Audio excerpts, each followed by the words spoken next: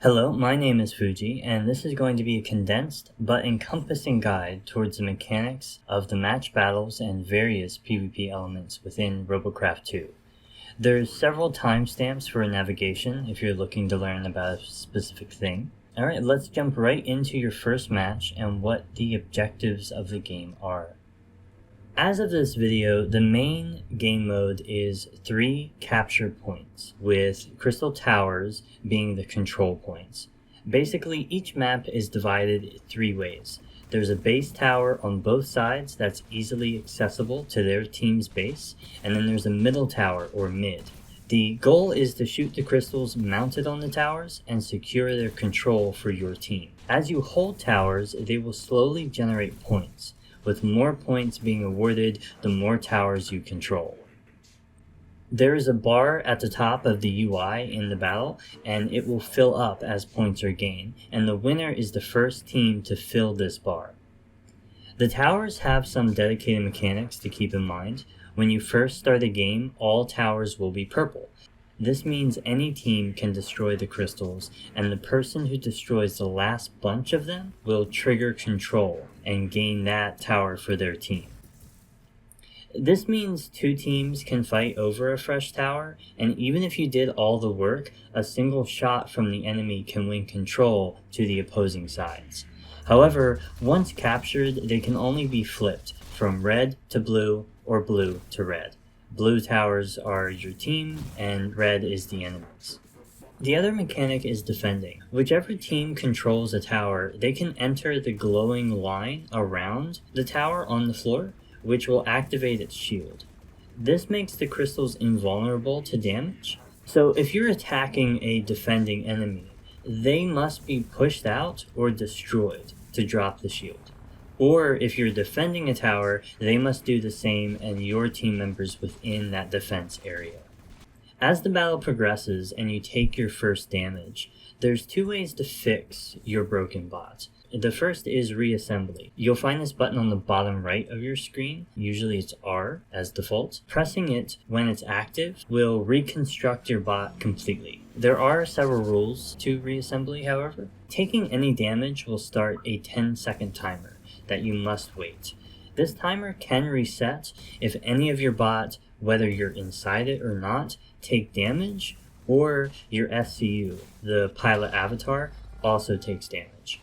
Be careful, as players can continuously tap your bot with damage even after you run away on foot, and lock this feature down for you.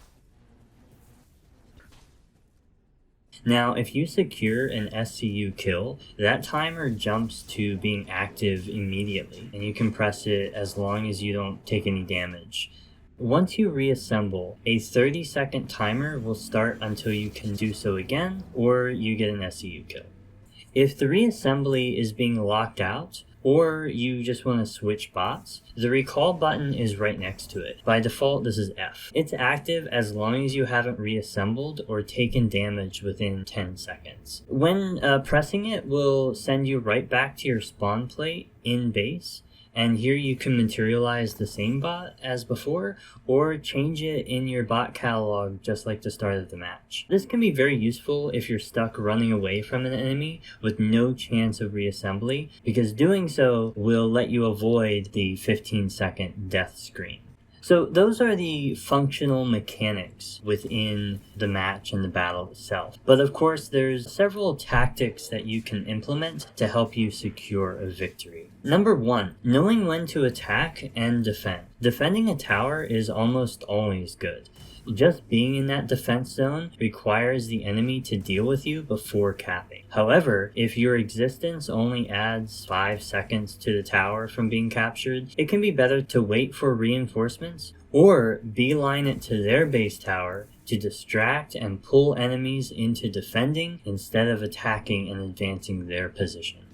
When and how you choose to attack or defend or even flank comes with experience and just understanding the risks and how the flow of battle goes. Try to stay close to your allies. Oftentimes, approaching a situation just by following people can be really good, but you just want to be mindful. Number 2 is the Powerful Robocraft. When a team has 15% more points than the other, the losing team will be spawned a Powerful Robocraft. The announcer will often tell you about it. This one is called the Subordinator or Sub. Anyone to the assigned team can use it, and it can fit up to 2 people. The front seat is for the driver and controls a laser mount. The back seat controls a large plasma turret. In its current state, the bot can actually be pretty fragile. Rails can one-shot it consistently, so watch out when you go onto the field. The most useful tactics for it are point capturing or defending. It's very fast for its size, and the laser mount in the front can eat crystals really quick. As long as you avoid rails, it's great for rushing an enemy tower or camping at your own. The best advice I can give is try to use it aggressively. Be in the action and dictate the fight. Rarely fall back with it. Ram other bots if your guns are destroyed. When it starts to be crippled, just be an annoyance as much as possible.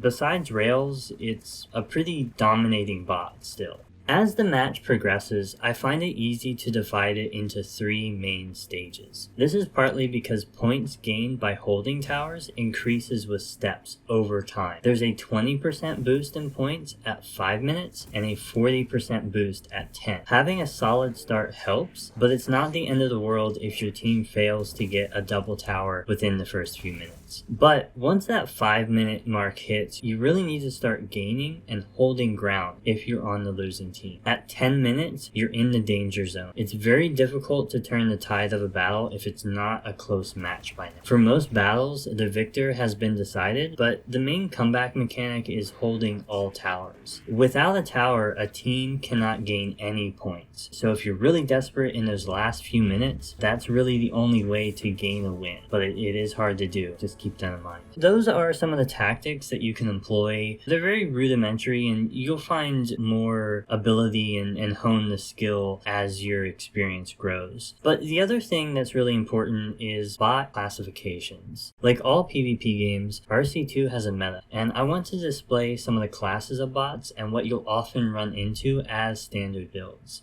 Number 1 is cruisers.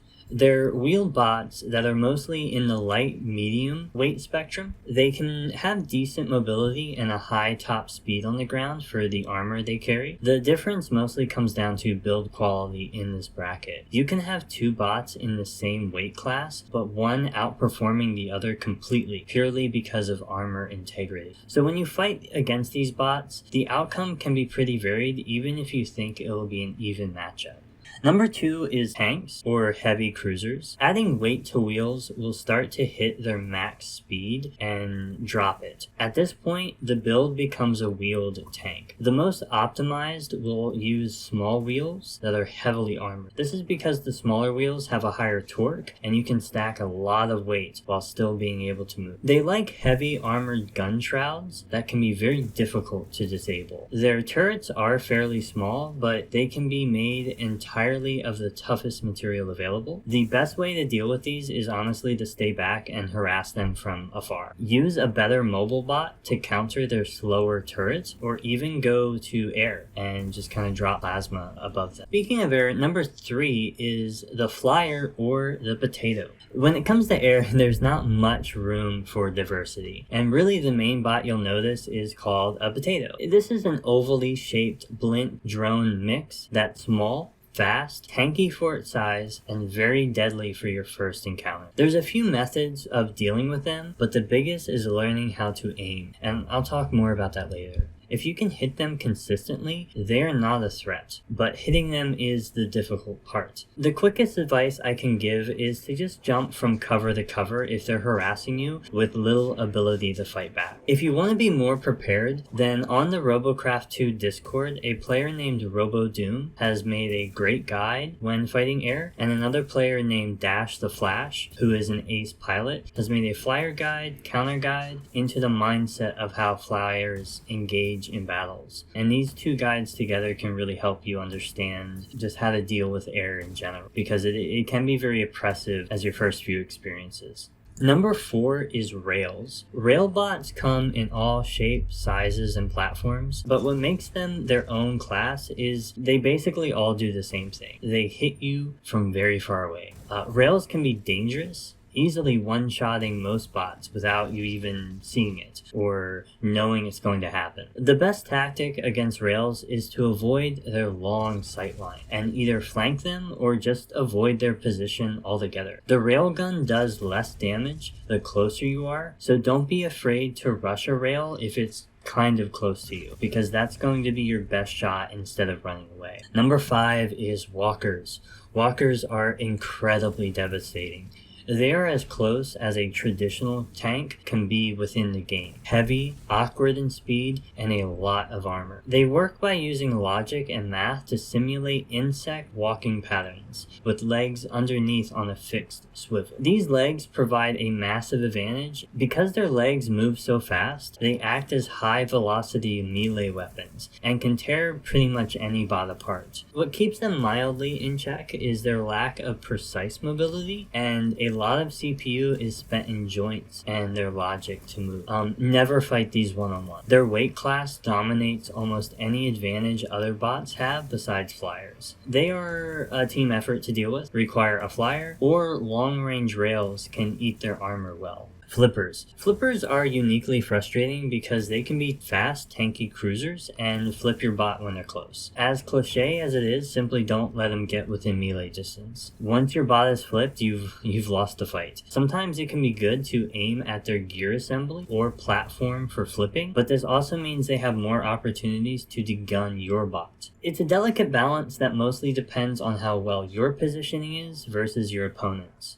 Arc disruptors are basically melee explosives that deal massive damage, most of the time disabling your bot or just destroying you in one hit. They're not a popular weapon, so you won't see many of these, but they can cause trouble. Try to avoid them entirely and either shoot their mounting points or their wheels. The biggest disadvantage they have is most notably a wind-up warning that will let you know 6 seconds before they'll explode and give you time to deal with them the best you can. They often don't have any other guns besides their arc reactors, so their only goal is to really ram you or meet your bot together.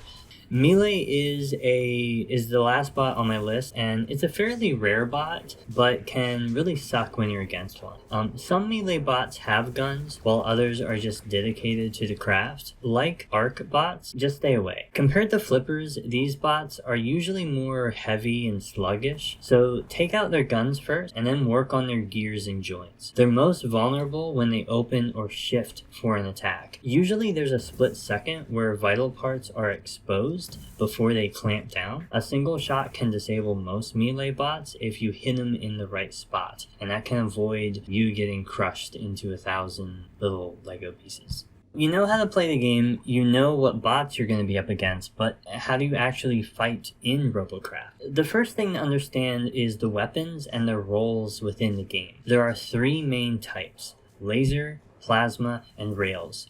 Arc disruptors are a 4th, but they're more niche than regular combat viability, and you won't see them too often on the field. Plasma can have up to 2 barrels. They're best at short to medium ranges. Their projectile explodes on impact and sends shrapnel, dealing the total amount of damage in a short cone. They're very effective at taking large chunks of armor out in one pinpoint space. Lasers can have up to 6 barrels. They are best at mostly medium ranges, with effective distance dipping in both short and long, depending on how well they can consistently be aimed. They're really good at capping towers or harassing flowers with constant damage. You can only place 1 rail on a bot, and they're exclusively best at long to medium ranges. Their damage and impact scales with distance. The longer their shot comes from, the more hurt they put out. They're effective against all types of bots at long range, but the skill in aiming with it will differ the effectiveness. So with the weapons in mind, let's talk about Brawling. RC2, I'd say, has a medium level of time to kill. It's fast, but it's not like Fortnite or Call of Duty.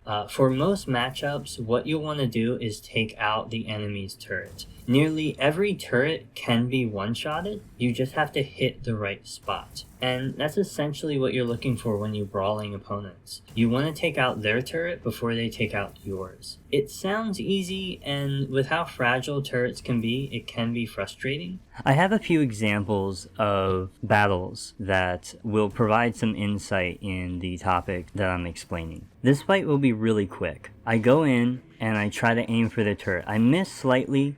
We exchange hits on the turret. I spin around mine and I hit theirs, and it degunned them. With the all-in-one plasma that they're running, you can often two-shot it. With my type of turret, the custom, especially with the open barrels, you can one-shot it. So fights do and can happen really quick if the shots land. So they'll be returning for another fight here. We see each other, we try to meet our shots. He connects one with mine. Connects again. I hit him once, he really damages my turret, and then that's it. So I'm pretty sure in that fight I shot their turret once, and they shot mine twice, but it was odd angles. It wasn't directly in the barrel itself. So I was able to ultimately survive 2 shots. And that's really how fights kind of happen, is the shots never line up perfectly all the time. There's a skill gap that helps lengthen the time to kill. Depending on the bot's mobility and the distance can really alter the aiming ability and how fast fights end up. This fight's going to be a longer fight. I hold my fire as I don't want to fight more than I have to. I see this person here, the reassembly kind of shakes me off guard, but I can tell that they are in a heavier vehicle than I am. So I try to use the pole here as cover. And you can see this fight is already lasting much longer.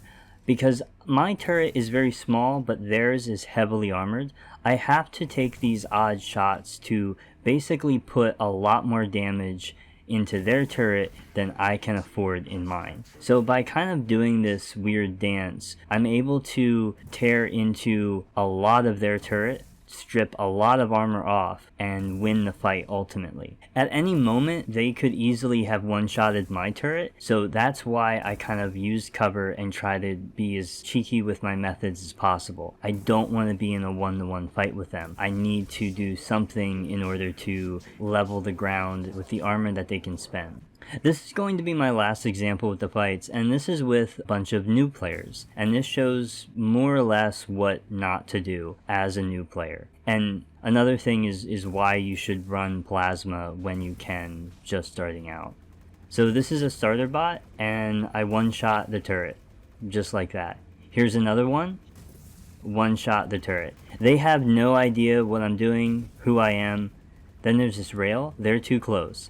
And the damage they did was minimal. Even with how tanky I am, most bots would survive this, and I was able to get them down.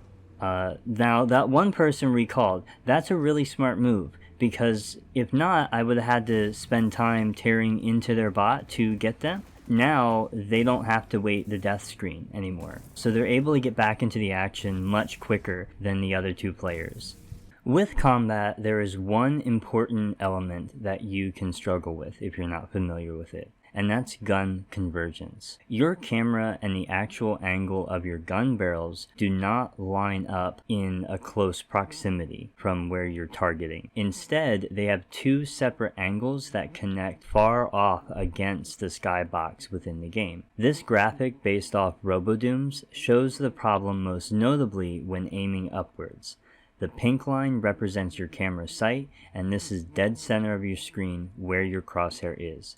The green line represents the barrel angles, and you can see that they almost always aim underneath the crosshair for most engagements above your bot, because they're only trying to meet at the end of the map, which is a very long way. To provide a little bit of an example, I have here a shot of hitting a flyer. You'll see the shot will happen. I have to aim above the actual bot in order to eventually hit it. To recap, basically, no matter where you're shooting above your bot, your camera is always going to be just a little higher. that sums up the core elements of the game in its current state and some of the PvP elements. The only thing I can really suggest now is one of the problems with the tutorial phase of the game is that you're running in very subpar bots. Most of the starter bots are terrible. Like, I've seen some of them in the field and they do not impress me. What you can do is, after you get some robots, you can go to the community robot factory and you can buy some of the bots that have been shown in this video itself. There's great stuff by Starshock21 they have all kind of designs. Dash the Flash has really good flyer. Does say outdated at the moment, but in terms of being a flyer, it's still an effective bot. RoboDoom has some really nice cruisers. They're very fast and they're relatively tanky for the light material they're made out of.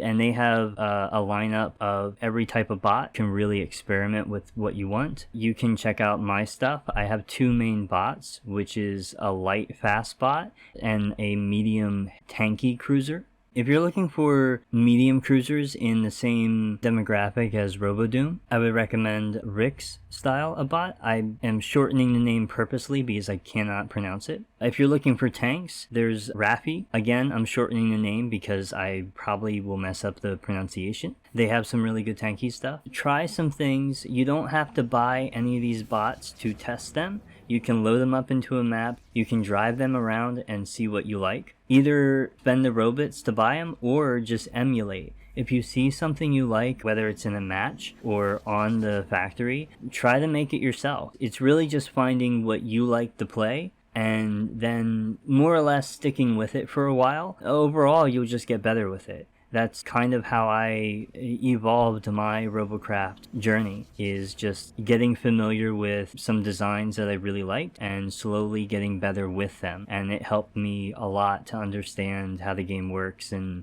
all the quirks and whatnot. So that's pretty much it. I hope video was helpful. I hope you learned some things and you can use this knowledge and experience to, be better. And I wish you luck on your Robocraft journey.